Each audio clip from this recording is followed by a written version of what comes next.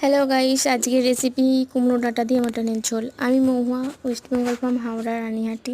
চলে এলাম আজকে তোমাদের সাথে ভিডিও শেয়ার করতে। আজকে রেসিপি দেখতেই পাচ্ছ, মটন রয়েছে, কুমড়ো ডাঁটা রয়েছে, আলুগুলো সব আমি জোগাড় জাতি সব করে নিয়েছি। এবার আলুগুলো লাল লাল করে ভেজে নেব, যেমন করে মটনের ঝোল করে সেরকমই হবে। আলুগুলো ভেজে তুলে রাখবো। তারপরে আলুগুলো ভেজে তুলে রাখার পর কুমড়ো ডাঁটাগুলো দিয়ে ভেজে নেব লাল লাল করে। ওগুলো ভালো করে, না তো একটু ডাঁটার হালি হালি গন্ধ ছাড়ে, সেটাকে কেটে যাবে, ভেজে তুলে রাখবো। তারপরে মশলাপাতি সব জোগাড় করে রেখে দিয়েছি সাইডে। এবার পেঁয়াজগুলোও ভালো করে ভেজে নেব, পরিমাণ মতো যতটা যা লাগবে ভেজে লাল লাল করে ভেজে তুলে রাখবো পেঁয়াজগুলো।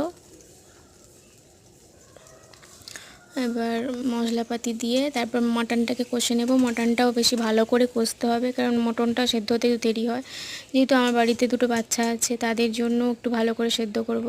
আলু ডাঁটা ভেজে রেখেছি দেখো। আর আমি এক্সট্রা বাচ্চাগুলো খায় বলে মটনের চর্বি এক্সট্রা করে আনিয়েছিলাম। ওরা চর্বিটা খেতে বেশি ভালো লাগে, ওটা আমি চর্বিটা গলে যাবে বলে চর্বিটা আমি লাস্টে ভালো করে লাস্টে দিয়েছি, যার জন্য ওটা গলে গেলে একদম সেটা খেতে পারবে না। তারপরে আমি কষা মাংসটা সিটি দিয়ে নিয়েছিলাম প্রেশার কুকারে। তারপরে ডাঁটা আলুটা জল দিয়ে সেদ্ধ করছিলাম। তারপরে মাটনটা ওর মধ্যে দিয়ে মাটনটা আমি ভালো করে ফুটিয়ে সেদ্ধ করে নেব, যাতে ভালো করে ডাঁটার মধ্যে মাটনের স্বাদগুলো যায়।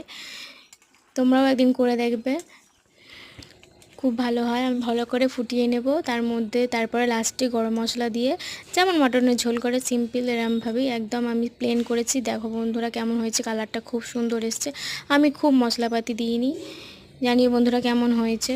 একদম প্লেন হালকার মধ্যে